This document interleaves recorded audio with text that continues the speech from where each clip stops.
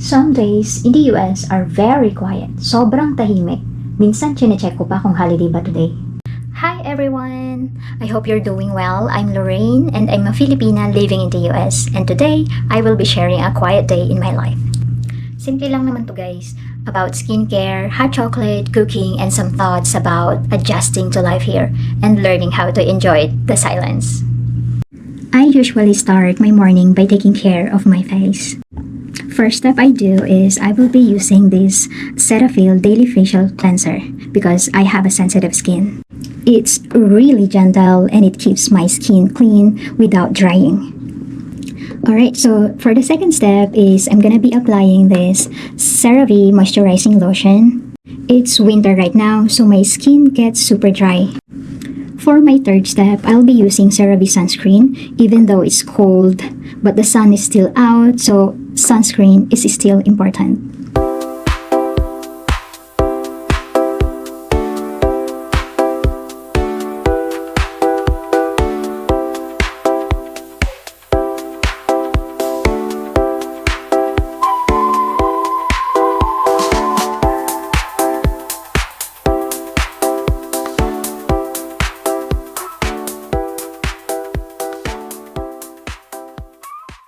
So part of my routine is drinking lukewarm water in the morning because I have acid reflux, so I'm gonna need it.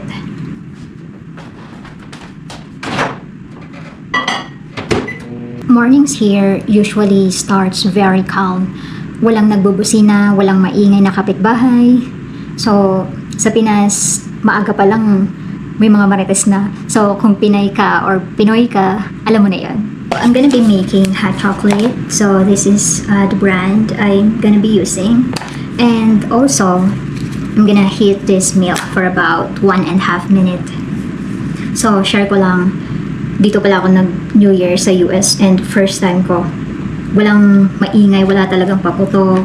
I mean, naghintay talaga ako. So ayun, sabi ko nga, ito na ba yun? Like, kasi sa Pinas, sanay na sanay akong sanay na sanay akong maingay. Pero dito, wala talaga. Sometimes, I miss the noise from home. Pero minsan, masarap din pala yung hindi ka tinatawag every 5 minutes. Ang gulo ko, di ba?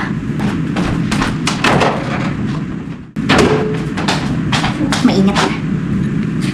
So, making hot chocolate has become my little morning ritual. Dito lang to sa US pero sa Pinas, kape lang talaga ako. Social na tayo ngayon. Charot lang. Pero honestly, hot chocolate feels different when no one steals it. Ano daw pinagkaiba? Kasi sa Pinas, hati-hati kami. Living in the US taught me how to be comfortable doing things alone. Kasi life here is definitely more independent. So, while I'm still drinking this hot choco, I'm gonna be preparing food for lunch. Back in the Philippines, someone is always around, someone is always talking, and someone is always eating.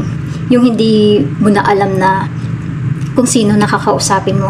Kasi may mga magtatanong, saan ka pupunta? Dito, tahimik, pero productive naman.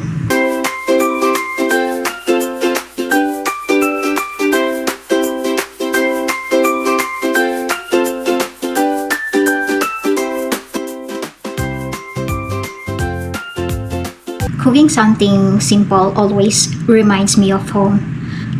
In the Philippines, cooking is never just cooking, it's actually a group activity. So I'm gonna be cooking potatoes. I'm gonna bake this for 1 hour for about 450 degrees Fahrenheit. So I remember nung nasa Pinas pa ako, like kakatapos ko lang magluto ng pancake. Tapos pag natapos akong magluto ng isang pancake, like, hinihingi na agad. So, wala na, ubos na. Pero dito, andyan pa rin yung food. Like, maraming leftover. Lalo na ako lang mag-isa dito. I'm sorry, hindi. I'm with my husband. I live with my husband. So, dalawa lang kami. And, ayun, hindi ako nagluluto ng sobrang daming food. Pero, dahil paborito niya tong baked potatoes, so, lagi akong gumagawa. Here, I actually get to finish cooking, sit down, and eat slowly while the food is still hot. Very peaceful, medyo suspicious, pero peaceful. O, diba? Parang galit ako sa potatoes. Sorry na. So, I just put some olive oil here and also salt and pepper. So, I'm gonna bake this now. I'm gonna put this in the oven. I forgot, I need to preheat the oven.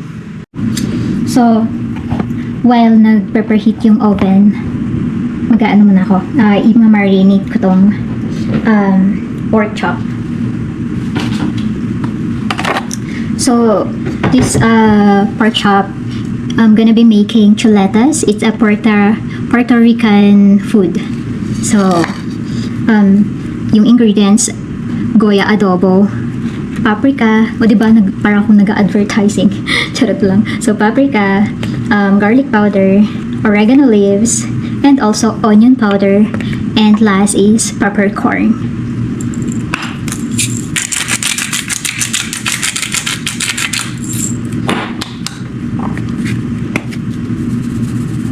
So, imimix ko lang to siya sa ibabaw ko lang siya lalagyan ng seasonings and then mimix ko lang siya. I forgot pala sa zone yung last seasoning. So, imimix lang natin siya. Let's mix it very well. Diba? Hanggang sa it can cover all of the meat. So here is the closer look of the chuletas. And finally, okay na yung oven, nag-preheat na.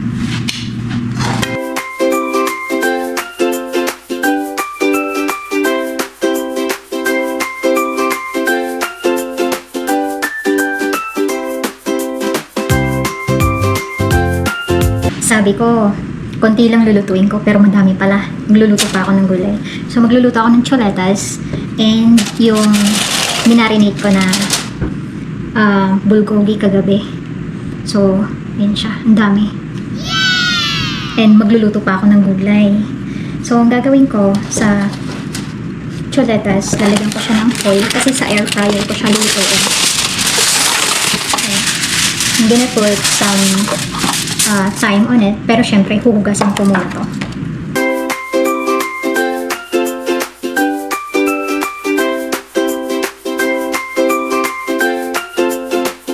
Ganyan lang, ilalagay ko lang siyang ganito.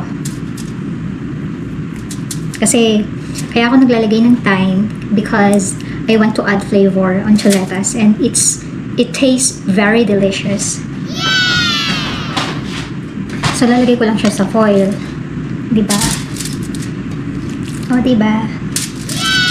And then, later, pag malapit nang maluto yung potatoes, saka ko to lulutuin ng mga 10 minutes. Depende sa kapal ng meat. One thing I learned living in the US, people respect personal space. Sa Pinas, personal space disappears the moment food is involved. Pag nakita kang kumakain ng mga kapatid mo, wala na. Hingi na agad mga yan. So, walang natitira sa food pag gano'n. So, maghihiwa lang ako ng garlic, guys. Automatic na yung garlic dito. Sa Pinas, hinihiwa-hiwa ko lang to. Pero ngayon, may machine na. Char. Hindi pala. Mixer pala. Ay. Hindi ko alam. Basta yun na yun. So, look at this. I'm gonna be doing a magic.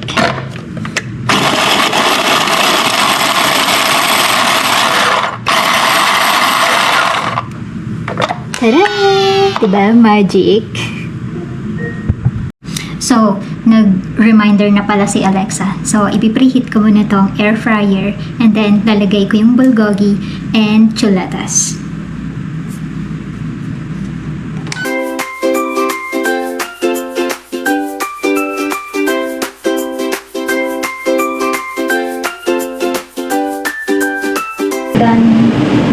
broccoli garlic. So, I'm gonna sisala ko siya. Hindi ko na alam kung ano English na. Sorry guys. So, aanin ko siya. Tatanggalin ko siya ng water. Tatanggalan. Ayun. So, hindi na ako marunong magtagalog. Ano ba yan? Oops. Tapos, dito ko na rin siya isosote kasi, yun nga, i-wash ko na lang din to.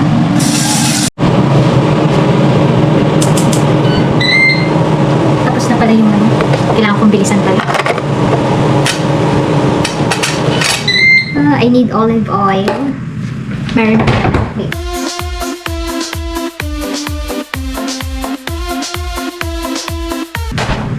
So, tapos na yung yung preheat ng air fryer. Ilalagay ko na to bulgogi and chuletas. So, ayan siya. So, ilulutuin ko siya ng mga 8 to 10 minutes. Pero, mga 7 muna siguro. And then, yung bulgogi, talagay ko siya ng ayan siya. So, isaset ko siya na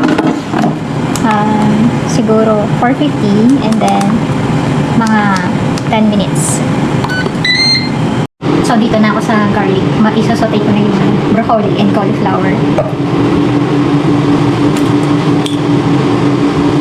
Hindi pa pala naka-open. Oh my gosh.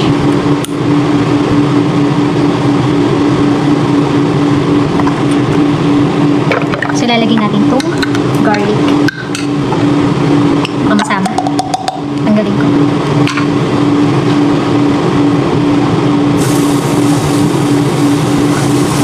Hindi ko siya inubos. Marami pala.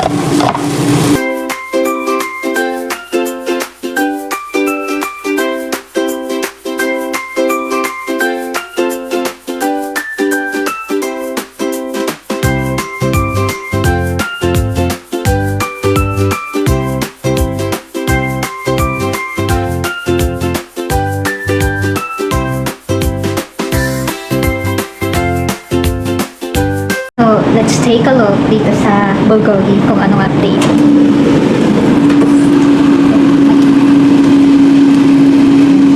Parang lechon kawali. So yan, ready na yung lunch natin.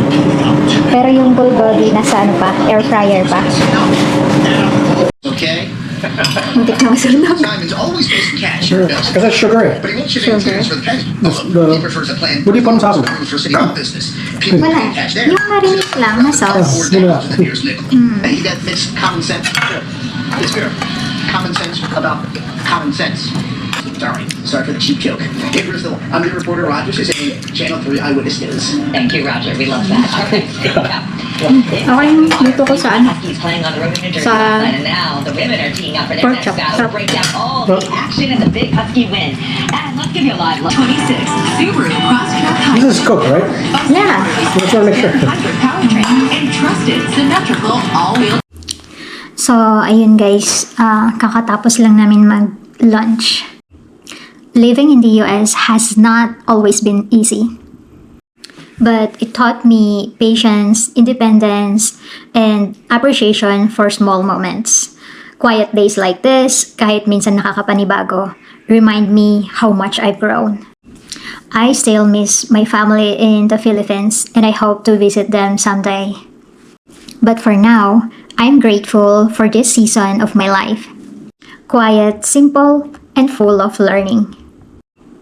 If you're also living abroad or adjusting to a new place, I hope this video made you smile. Or at least feel understood. Thank you for spending this quiet day with me. I'll see you in the next one.